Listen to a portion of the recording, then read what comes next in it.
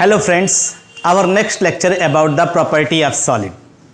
Solid की property previous video में आपने देखा होगा कि हम लोग इससे पहले क्या क्या चीज़ें पढ़े थे। डिफेक्ट्स के बारे में पढ़े थे, स्टैचियोमेट्रिक नॉन स्टैचियोमेट्रिक डिफेक्ट्स के बारे में पढ़े थे। आज हम लोग जो है सॉलिड की इंटरेस्टिंग प्रॉपर्टी पढ़ेंगे, इलेक्ट्रिकल प्रॉपर्टी। तो आप जानते हैं किसी भी सॉलिड की प्रॉपर्टी को समझने के लिए उसके सॉलिड के स्ट्रक्चर और प्रॉपर्टी में एक क्लोज रिलेशनशिप हम लोग ऑब्जर्व करते हैं। जैसे हम लोग कहते हैं ना, close relationship between the properties of A solid and its composition. किसी भी सॉलिड के कंपोजिशन और उसके स्ट्रक्चर में क्लोज रिलेशनशिप हम लोग ऑब्जर्व करते हैं between properties and structure and composition. तो जो हम लोग स्टार्ट करने चल रहे हैं आज हम लोग पढ़ेंगे इलेक्ट्रिकल प्रॉपर्टीज़। आप जानते हैं इलेक्ट्रिकल कंडक्टिविटी के आधार पे सॉलिड को हम लोग कैटेगराइज करते हैं कंडक्टर, सेमीकंडक्टर और इंसुलेटर। आज हम कंडक्टिविटी रेंज के आधार पे इनको बताएंगे कि इनकी कंडक्टिविटी रेंज कहाँ से कहाँ तक है, और उसके बाद फिर बैंड थियरी के तरफ चलेंगे। तो आइए देखते हैं, नेक्स्ट प्रॉपर्टी लेते हैं इलेक्ट्रिकल प्रॉपर्टी।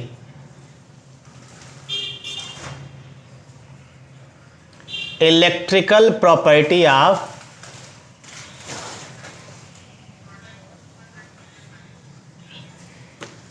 हमने आपसे बताया कि किसी भी सॉलिड की अगर इलेक्ट्रिकल प्रॉपर्टी की बात करते हैं तो जो भी कैटेगराइजेशन है वो कंडक्टिविटी रेंज के आधार पे है। जो कंडक्टिविटी रेंज है उसको अगर हम लोग बेस माने तो उसके आधार पे हम लोग इसकी कंडक्टिविटी रेंज, जैसे सेमीकंडक्टर, इंसुलेटर और कंडक्टर का जो कंडक्टिविटी रेंज है वो लगभग 10⁻20 ohm inverse metre inverse to 10⁴ तक है, जिसको हम लोग ऑब्जर्व करते हैं। तो हम लोग इसकी जो कंडक्टिविटी रेंज लेंगे, कंडक्टिविटी रेंज ऑफ सॉलिड, जो इसको ऑब्जर्व करेंगे वो है 10⁻20। कंडक्टिविटी रेंज है 10⁻20 टू 10⁷ ओम इनवर्स और मीटर इनवर्स। अब इसी कंडक्टिविटी रेंज को हम लोग कैटेगराइज करेंगे, कंडक्टर, सेमीकंडक्टर और इंसुलेटर। फिर कंडक्टर को भी हम लोग कैटेगराइज करेंगे इलेक्ट्रोलिटिक कंडक्टर और मेटालिक कंडक्टर, और इंसुलेटर के बारे में थोड़ा बहुत देखेंगे। फिर सेमीकंडक्टर को हम लोग डिटेल ऑब्जर्व करेंगे। तो आइए देखते हैं, on the basis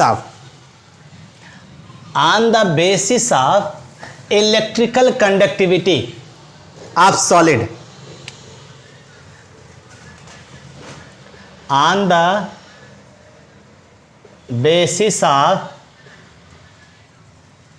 electrical conductivity of solid, it can be classified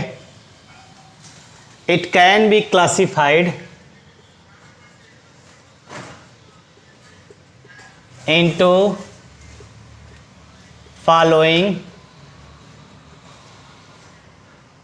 3 types। Interesting property है, इनको आप ऑब्जर्व जरूर करिएगा। और इसमें जो है अगर हम लोग ध्यान दें तो आपका जो है 3 टाइप्स आप कह रहे हैं।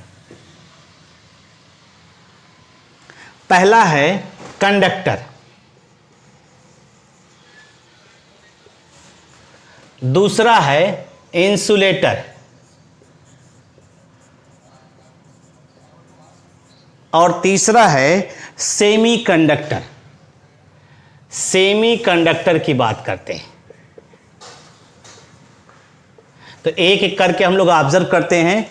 कंडक्टर का जो कंडक्टिविटी रेंज होती है वो 10⁴ टू, यानी जो इसकी कंडक्टिविटी रेंज होती है, कंडक्टिविटी रेंज होती है 10⁴ to 10⁷ ohm inverse metre inverse.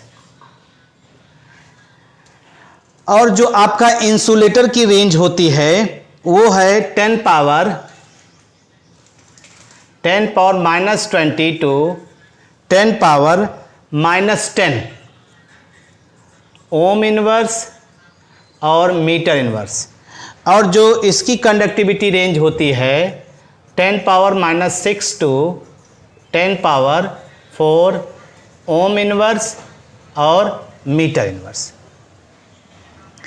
Conductor का मतलब भी ये होता है कि ऐसे सॉलिड, दो solid which allow to passes of electric current. मतलब कंडक्टर का मतलब ही हो गया, आप सीधे सीधे कह सकते हैं those solid which allow to passes of electric current. जो ऐसे सॉलिड जो अलाउ करे, अपने से हो करके इलेक्ट्रिक करंट को पास होने दे, उसी को आप क्या कहते हैं? कंडक्टर कहते हैं। अगर आप कंडक्टर की बात करते हैं तो कंडक्टर को भी फर्दर कैटेगराइज कर सकते हैं मेटेलिक कंडक्टर और इलेक्ट्रोलिटिक कंडक्टर, यानी इसको हम लोग फर्दर कैटेगराइज कर सकते हैं। ये आपका हो गया, ये आपका फर्दर कैटेगराइज हो गया मेटेलिक कंडक्टर और electrolytic conductor.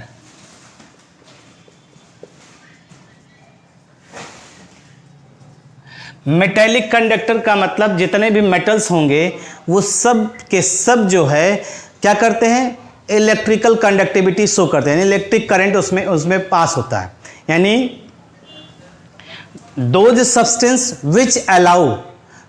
which allow to passes of electric current without any chemical change। मतलब इसमें कोई केमिकल चेंज नहीं होगा।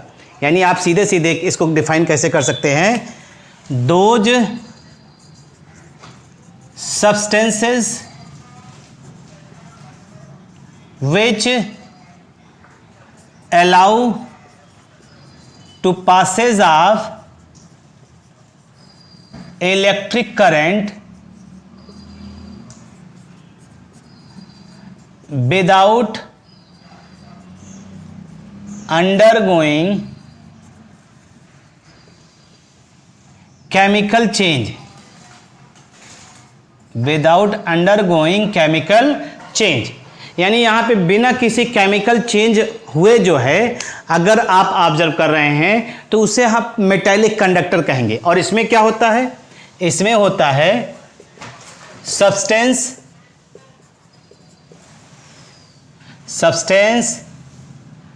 which allow to passes of electric current allow to passes of electric current with undergoing chemical change, with undergoing chemical change, with undergoing chemical change. मतलब आप एक ऐसे substance की बात कर रहे हैं, दो सब्सटेंस, आप दो तरह का सब्सटेंस ले रहे हैं जिसमें कोई केमिकल चेंज नहीं होगा, फिर भी उसमें इलेक्ट्रिक करंट पास हो रहा है। Such type of conductor are called metallic conductor.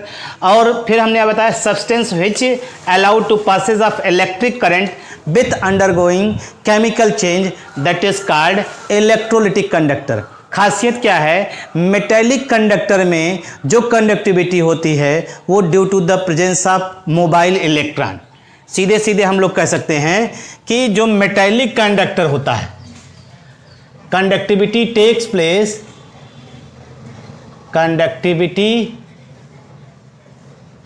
Place due to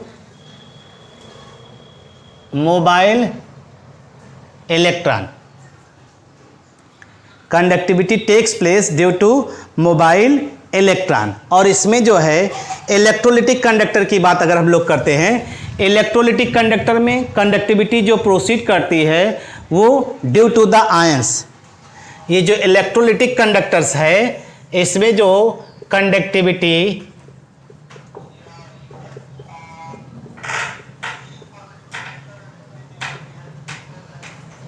due to ions. जैसे आप इलेक्ट्रोलाइट को किसी सॉल्यूशन में डिजॉल्व करते हैं, इलेक्ट्रोलाइट को अगर आप किसी सॉल्यूशन में डिजॉल्व करते हैं तो आयंस जो है वो फ्री हो जाते हैं, और आयंस के थ्रू अगर करंट का फ्लो होता है that is called electrolytic conductor. ठीक, आप जैसे जानते हैं आयनिक सॉलिड NaCl है, प्योर सॉलिड फॉर्म में वो कंडक्टिविटी नहीं शो करता, लेकिन जब आप एक्वस सोल्यूशन में लेते हैं या जब मॉल्टन स्टेट में लेते हैं, मॉल्टन स्टेट या एक्वस फॉर्म में आयंस की पोजीशन जो है वो आयंस जो है फ्री होते हैं, और आयंस के थ्रू अगर करंट का फ्लो होता है that is called electrolytic conductor. इसमें जितने भी मेटल्स आपके कॉमन एग्जाम्पल होंगे और इसमें जितने भी आयनिक सॉलिड होंगे वो सब आपके कॉमन एग्जाम्पल होंगे। ठीक है भाई, इस चीज को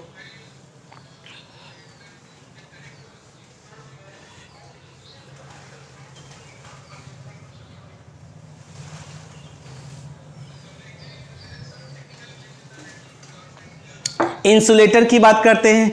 इसमें कंडक्टिविटी रेंज बहुत वेरी लो है, दिखाई दे रहा है आपको 10 power -20 to 10 power -10 ohm inverse metre inverse है। इसका मतलब है इसमें कंडक्टिविटी रेंज बहुत कम है। इसका मतलब यहाँ पे इलेक्ट्रिकल कंडक्टिविटी यानी substance which cannot allow to passage of electric current, ये हो जाएगा। ठीक, अब आपके इसमें सब हो जाएंगे। वुड हो गया एग्जाम्पल, प्लास्टिक हो गए, रबर हो गया, ये सब आपके इंसुलेटर होंगे। सेमीकंडक्टर की बात करते हैं, इसकी जो कंडक्टिविटी रेंज है वो कंडक्टर और इंसुलेटर का इंटरमीडिएट है।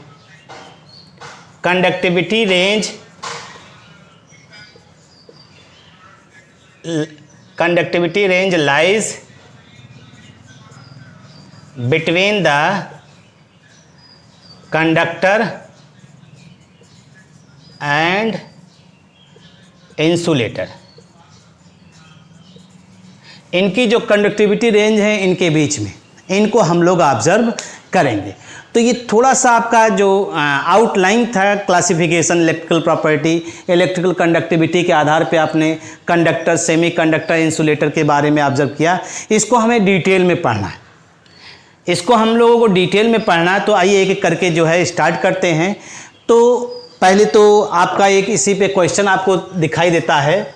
जैसे अगर आपने ध्यान दिया हो, कई बार ये क्वेश्चन कहीं ना कहीं उठ के आता भी है, आप इसको अगर ध्यान देंगे तो आपको आइडिया हो जाएगा क्या चीज़ कैसे है। जैसे एक क्वेश्चन है, इलेक्ट्रिकल कंडक्टिविटी जो मेटल की होती है, ये क्वेश्चन के रूप में है, इसको आप देखिएगा।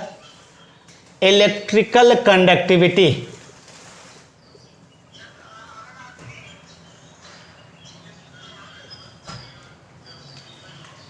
ऑफ मेटल decreases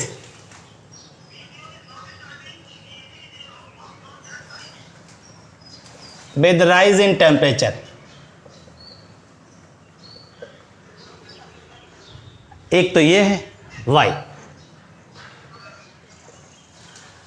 और दूसरा यही चीज है electrical conductivity of semiconductor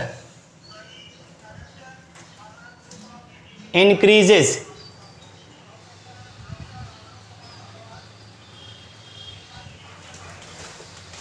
with rise in temperature y। इस चीज को हम लोगों को ऑब्जर्व करना है। जैसा कि हमने आपसे पहले कहा कि electrical conductivity of metal decreases with rise in temperature, important point of view है, इंपॉर्टेंट क्वेश्चन है। तो हमने आपसे बताया था मेटल की जो कंडक्टिविटी होती है वो due to the presence of free electron, जो मोबाइल इलेक्ट्रॉन होते हैं उसकी वजह से। जब आप टेम्परेचर बढ़ाते हैं तो इसमें जो पॉजिटिव मेटल आयन होते हैं, जिसे आप कर्नल्स कहते हैं, इनकी पोजीशन क्या होती है, लैटिस में फिक्स होती है। ये वाइब्रेट करते हैं, अपने स्थान पे ये वाइब्रेट करना शुरू करते हैं, और इनके वाइब्रेशन की वजह से जो फ्री इलेक्ट्रॉन का मूवमेंट है वो डिस्टर्ब होता है। यानी उसमें रेजिस्टेंस डेवलप करते हैं, और रेजिस्टेंस डेवलप करने की वजह से इलेक्ट्रॉन का जो मूवमेंट है वो स्लो डाउन हो जाता है, और इस वजह से इलेक्ट्रिकल कंडक्टिविटी मेटल की टेम्परेचर बढ़ाने पर क्या होती है, घटती है। लेकिन अगर हम लोग यही बात करें सेमीकंडक्टर के लिए, तो सेमीकंडक्टर की जो कंडक्टिविटी होती है वो आप जानते हैं तमाम तरह के डिफेक्ट सेमीकंडक्टर में हम लोग पढ़ेंगे अभी P type N type semiconductor, तो तमाम तरह के उसमें डिफेक्ट पाए जाते हैं। जब भी हम लोग इम्प्योरिटी मिलाते हैं, आप जानते हैं प्योर क्रिस्टल में, तो कंडक्टिविटी इंक्रीज करती है। तो टेम्परेचर बढ़ाने पर क्रिस्टल में डिफेक्ट्स क्रिएट होते हैं, और उस डिफेक्ट की वजह से इसकी कंडक्टिविटी क्या होती है, इंक्रीज करती है। वो अभी हम लोग आगे चर्चा भी करेंगे, इस चीज़ को देखा भी जाएगा। तो बस ये ध्यान रखिएगा, मेटल की इलेक्ट्रिकल कंडक्टिविटी घटने का कारण है जो पॉजिटिव मेटल आयन लैटिस में हैं, कर्नल्स जिसे कहते हैं, वो वाइब्रेट करते हैं और वो रजिस्ट करते हैं इलेक्ट्रॉन के मूवमेंट को, और यहाँ पे सेमीकंडक्टर में डिफेक्ट्स जो हैं वह इंक्रीज करता है, और इसी वजह से इनकी इलेक्ट्रिकल कंडक्टिविटी इंक्रीज करती है। अब आइए हम लोग चलते हैं बैंड मॉडल या band theory of metal.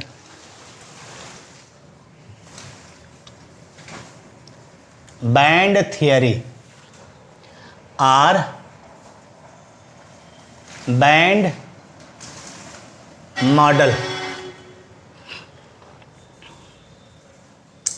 Band theory को समझने से पहले आपको एक चीज़ आपको आइडिया होना चाहिए, मॉलिक्यूलर ऑर्बिटल थियरी। जैसे हम लोग इसको दूसरा भी नाम देते हैं, molecular orbital theory of metal, also known as band theory.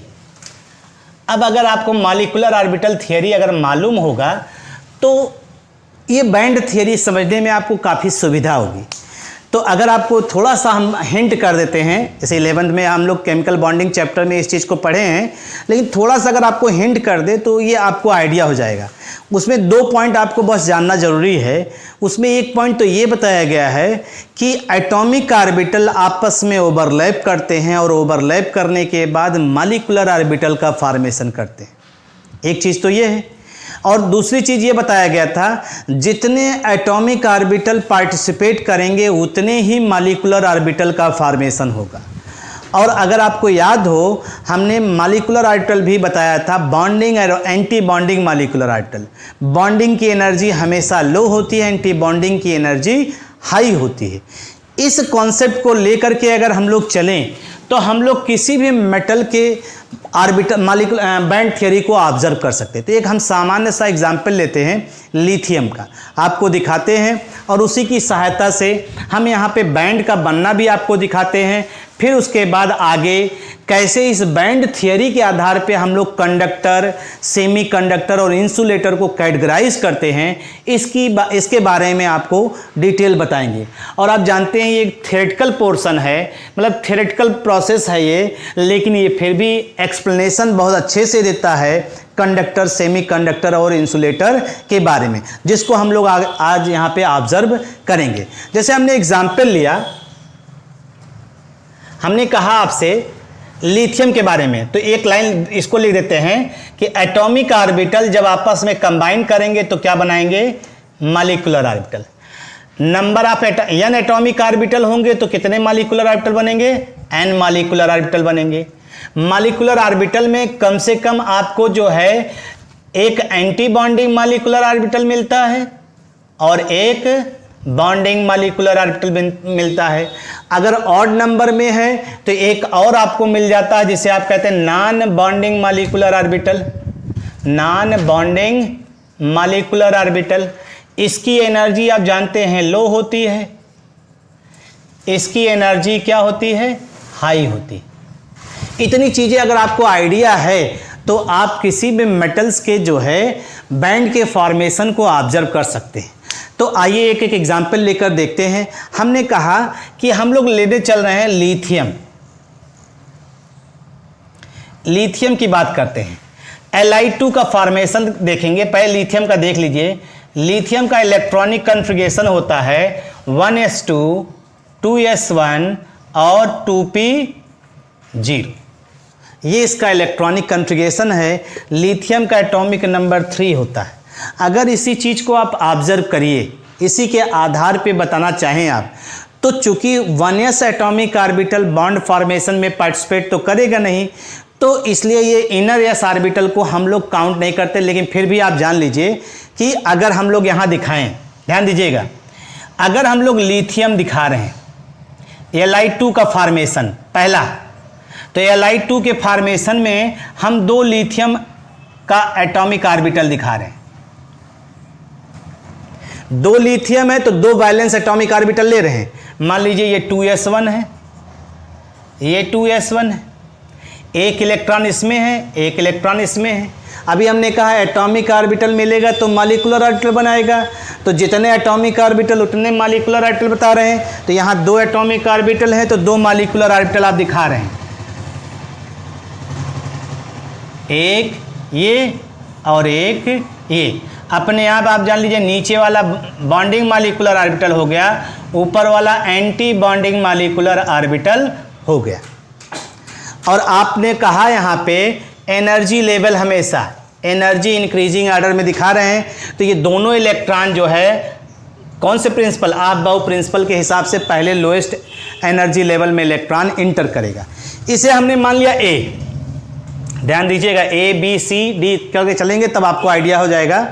तो यहाँ पे 2 लिथियम एटम था, अब हम 3 ले रहे हैं।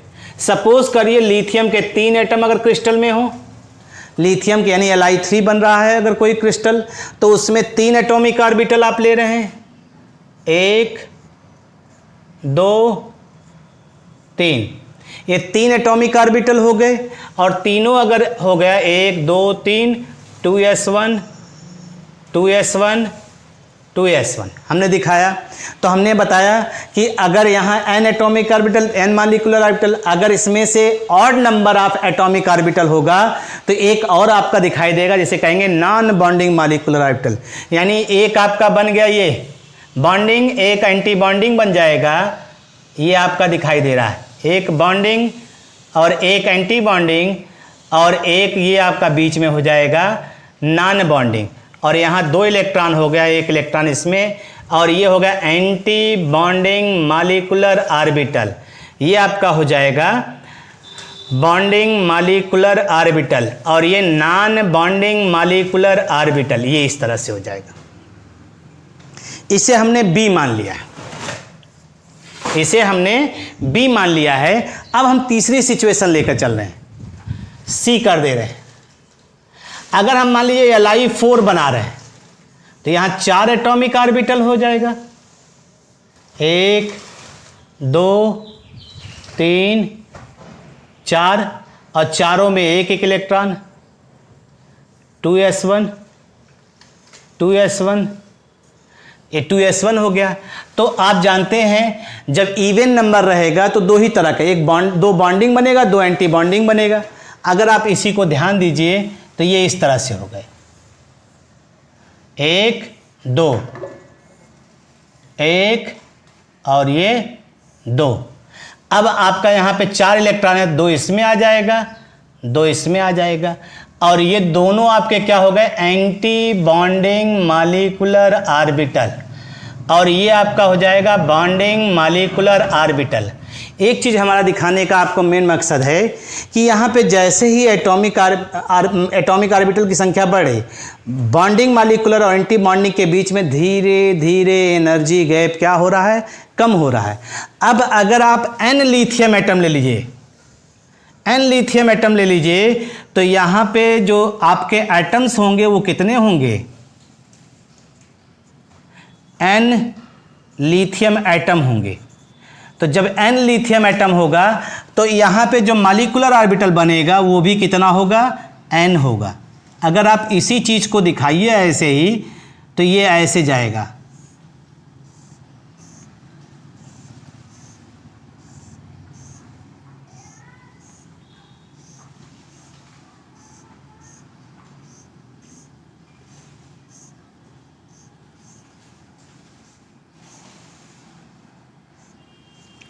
और ये आपका देखिए ये पूरा का पूरा जो है ये आपको अगर ध्यान दीजिए ये कितने हो गए, ये n मॉलिक्यूलर ऑर्बिटल हो गए।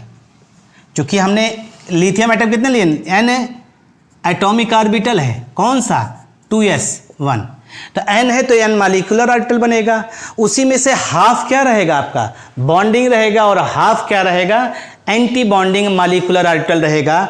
और आप जानते हैं प्रत्येक मॉलिक्यूलर ऑर्बिटल जो है वो एनर्जी लेवल को रिप्रेजेंट करता है, ठीक है। तो ये प्रत्येक जो मॉलिक्यूलर ऑर्बिटल आपका है वो एनर्जी को रिप्रेजेंट कर रहा है, और ये सारे एनर्जी लेवल जो है वो एक दूसरे के ऊपर ये कंप्रेस करते हुए दिखाई दे, मतलब एक दूसरे के ऊपर ओवरलैप करते हुए दिखाई दे रहे हैं। और इन मॉलिक्यूलर ऑर्बिटल्स को हम लोग क्या कह रहे हैं, एनर्जी बैंड्स, क्योंकि प्रत्येक मॉलिक्यूलर ऑर्बिटल क्या रिप्रेजेंट कर रहा है, एनर्जी को। और सारे एनर्जी जो है ऑर्बिटल एक दूसरे के ऊपर एक स्टैक करते हुए दिखाई दे रहे हैं, एक के ऊपर एक रखे हुए दिखाई दे रहे हैं, और इस वजह से इसे हम लोग क्या कहते हैं, एनर्जी बैंड कह रहे हैं। हमने यहाँ पे 2s एटॉमिक ऑर्बिटल लिया, तो ये जो पूरा का पूरा बैंड होगा उस बैंड को क्या कहेंगे, 2s बैंड। अब अगर इसी तरह से आप ऑब्जर्व करिए, अगर 1s एटॉमिक ऑर्बिटल ले लीजिए, n1s एटॉमिक ऑर्बिटल ले लीजिए, तो वो भी बनाएगा क्या, 1s बैंड। 2s ले लीजिए, 2s बैंड बनाएगा। 2p n number of atoms 2p orbital ले लीजिए तो 2p बैंड बनाएगा। क्योंकि ये दोनों वैलेंस सेल है, और वैलेंस सेल जो होते हैं एक दूसरे से एनर्जी गैप बहुत कम होता है, तो ये दोनों एक दूसरे से ओवरलैप करते हुए अभी दिखाई देंगे। अभी हम आपका बैंड बनाकर दिखाते हैं जिसमें ये अलग अलग आपको ऑब्जर्व किया जाएगा। तो ये आपको थोड़ा बहुत आइडिया हुआ होगा। ये जो भी चीज़ें हमने बताई on the basis of molecular orbital theory, आप जो है केमिकल बॉन्डिंग में जो पढ़ा था हम लोगों ने, उसी को बेस मान करके एटॉमिक ऑर्बिटल बस मेटल का लेकर के एक्सप्लेन कर रहे हैं। तो आइए अगर देखें इसी चीज़ को, हम लोग इस चीज़ को सीधे सीधे एक्सप्लेन कर सकते हैं।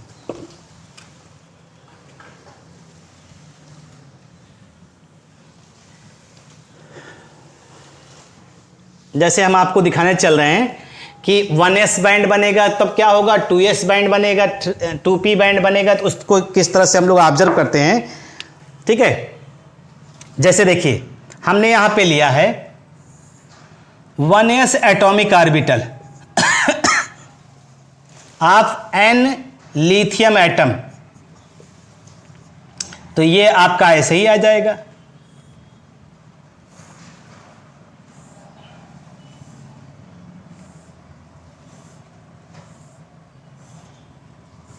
ऐसे ही बना लीजिएगा, क्योंकि इसमें टाइम ज़्यादा देने से अच्छा है कि आपका थोड़ा सा रिस्पांस ऐसे आ जाए। ये पूरा का पूरा बैंड जो है ये आपका क्या हो गया, ये पूरा का पूरा मिलाकर जो बैंड बनेगा उसे कहेंगे 1s बैंड, 1s बैंड। और ये फील्ड है क्योंकि 1s2 है। अभी लिथियम का इलेक्ट्रॉनिक कॉन्फ़िगरेशन क्या किया था, 1s2, यानी जो हाफ रहेगा वो बॉन्डिंग रहेगा और अदर हाफ जो रहेगा anti bonding. 1s2 atomic orbital है तो इसका मतलब है 2 और 2 4 इलेक्ट्रॉन पूरा भरा रहेगा, तो ये फील्ड बैंड है और ये 1s बैंड का फॉर्मेशन करेगा। इसी तरह से अगर हम लोग ले लें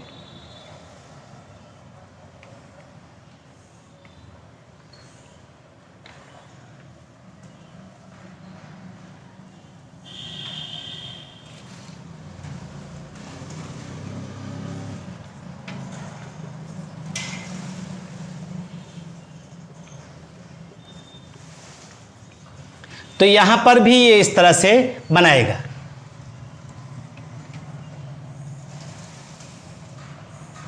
लेकिन आप देख रहे हैं नीचे की तरफ हम दिखा रहे हैं, ऊपर नहीं ले जा रहे। क्यों? क्योंकि ये 2s1 है, इसका हाफ बैंड जो होगा वो वैकेंट होगा और हाफ बैंड जो होगा वो पार्शली फिल्ड है।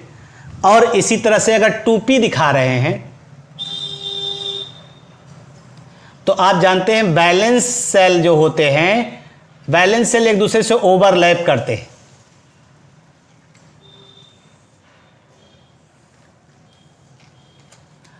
To p atomic orbital of an lithium atom,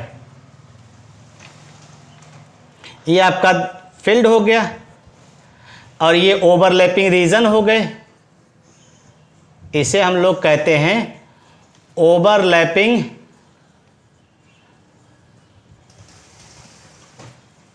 of 2s and 2p band, ये पूरा का पूरा आपका क्या कहलाएगा, 2p बैंड। और जो क्या है, वैकेंट, ये आपका जो है पूरा का पूरा क्या कहलाएगा, 2s बैंड, जो पार्शियली फील्ड है।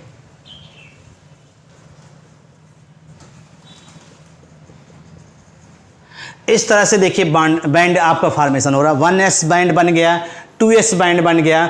2s1 था तो इसलिए आधा भरा हुआ है, यानी बॉन्डिंग भरा हुआ है, एंटी बॉन्डिंग वैकेंट है। अब इलेक्ट्रॉन आसानी से यहाँ से यहाँ प्रमोट करेगा तो वो कंडक्टिविटी शो करेगा। अब इसी तरह से ओवरलैपिंग है तो थोड़ा सा भी अगर आप टेम्परेचर बढ़ाएंगे तो इलेक्ट्रॉन यहाँ से वैकेंट बैंड में कहीं भी जा सकता है, चाहे इसमें है चाहे इसमें है, और उसके मूवमेंट की वजह से वो कंडक्टिविटी शो करेगा। और इनके बीच के एनर्जी गैप को हम लोग फॉरबिडन एनर्जी गैप कहते हैं। तो ये भरा हुआ है, इसके ऊपर वाला एडजेसेंट जो ऑर्बिटल है वो भी वैकेंट नहीं है, तो इसलिए यहाँ से इलेक्ट्रॉन यहाँ प्रमोशन नहीं हो पाएगा, इसलिए इसका इलेक्ट्रॉन जो है मूवमेंट नहीं शो करता, इसीलिए हम लोग इसे कहते हैं नॉन कंडक्शन बैंड। ये नॉन कंडक्शन बैंड की तरह ट्रीट करता है, मतलब इसका इलेक्ट्रॉन कंडक्टिविटी में पार्टिसिपेट नहीं करेगा, लेकिन इसका इलेक्ट्रॉन इसमें प्रमोट करता है, तो इसलिए ये सब बैंड जो होंगे ऊपर वाले वो सब क्या कहलाएंगे, कंडक्शन बैंड कहलाएंगे। अब अगर इसी चीज़ को आप ऑब्जर्व करिए, इसी के आधार पे आप ये बता सकते हैं, वास्तव में किसी भी मेटल क्रिस्टल की अगर हम लोग बात करते हैं तो मेटल क्रिस्टल में हम लोग दो तरह का बैंड ऑब्जर्व करते हैं, एक वैलेंस बैंड और एक कंडक्शन बैंड। वैलेंस सेल और कंडक्शन बैंड क्या होता है, ये इसी को ऑब्जर्व करते हैं।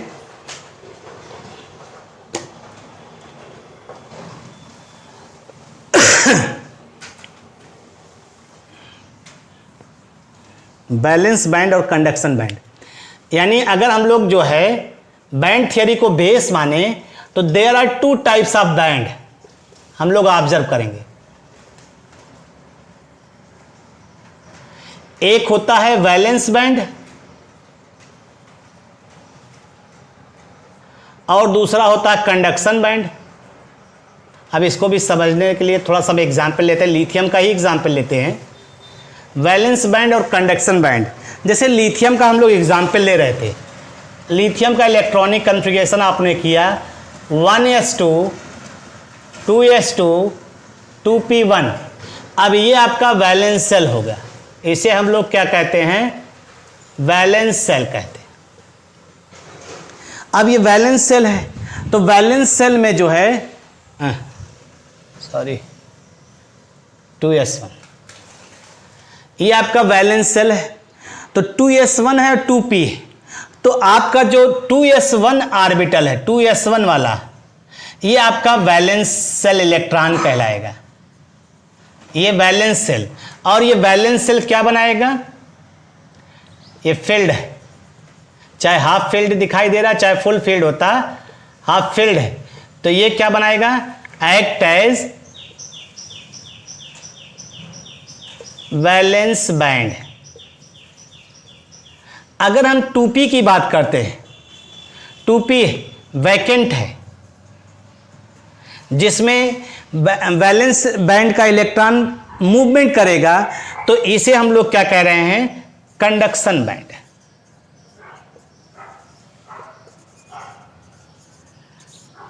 अब आप जानते हैं वैलेंस बैंड और कंडक्शन बैंड के बीच में एनर्जी गैप के आधार पे हम लोग बता ये सकते हैं कि जो सॉलिड हैं उसे कैटेगराइज कर सकते हैं कंडक्टर, सेमीकंडक्टर और इंसुलेटर में। अगर इसी को हम लोग ध्यान दें, यहाँ पे सीधे सीधे बता सकते हैं कि सपोज करिए ये आपका एनर्जी हो गया, अगर आप इसी को ले लीजिए, ये हमने 3 बना दिया इसी तरह से, जिससे आपको थोड़ा सा आइडिया हो जाए, एक ही जैसा दिखाई दे रहा होगा। अब हमने यहाँ पे इसके बीच में ये बना दिया, इसके बीच में जो है हमने ये कर दिया, और इसके बीच में थोड़ा सा गैप ज़्यादा दिखा दिया।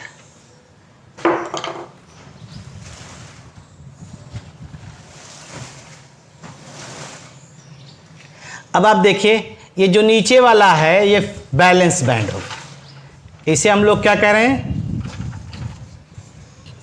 चूँकि इलेक्ट्रॉन भी है, इलेक्ट्रॉन बैलेंस सेल में प्रेजेंट है, तो वो भारी होने की वजह से उसको नीचे भी कह सकते हैं, ऐसे भी बता सकते हैं कि बैलेंस बैंड में इलेक्ट्रॉन भरा होता है जिसकी वजह से वो नीचे होता है, और कंडक्शन बैंड वैकेंट होता है इसलिए ऊपर की तरफ होता है। और ये कौन सा बैंड है? Conduction band. यही चीज यहाँ पे है। इन दोनों बैंड के बीच में जो एनर्जी गैप होता है उसे हम लोग क्या कहते हैं? Forbidden energy gap. Forbidden energy gap. और यहाँ पे स्मॉल है और यहाँ पे लार्ज एनर्जी गैप है। अब आप देखिए, और यहाँ पे नो एनर्जी गैप, एक प्रकार से कहिए no energy gap are very small energy gap. अब आप देखिए, तो बैलेंस सेल का इलेक्ट्रॉन अगर टेम्परेचर बढ़ाने कंडक्शन बैंड में आसानी से मूव कर रहा है तो ये क्या हो जाएगा? कंडक्टर। ठीक है भाई। बैलेंस बैंड का इलेक्ट्रॉन अगर इनके बीच का एनर्जी गैप बहुत ज़्यादा होने की वजह से अगर इलेक्ट्रॉन यहाँ से यहाँ मूवमेंट नहीं कर पा रहा, यानी कंडक्शन बैंड में नहीं जा पा रहा, तो ये कैसा बिहेवियर शो करेगा? इंसुलेटर। और आप देखिए इसमें एनर्जी गैप कम है, तो अगर किसी भी चाहे इम्प्योरिटी चाहे डोपिंग करके ही अगर बैलेंस सेल का इलेक्ट्रॉन कंडक्शन बैंड में मूव करा रहे हैं तो इसे हम लोग क्या कहेंगे? Semi conductor. Balance band conductor के बैलेंस बैंड और कंडक्शन बैंड के आधार पे इस तरह से आपने कैटेगराइज किया, कंडक्टर, सेमी कंडक्टर और इंसुलेटर। इन चीज़ों को आप पढ़ लीजिए, इतना आप जो है आप देख लीजिए, और इसकी पीडीएफ भी हम अटैच कर देंगे आज के वीडियो के साथ, क्योंकि बहुत ज़्यादा लैंग्वेज वाला भी था, हमने बहुत साइड करके आपको बताया।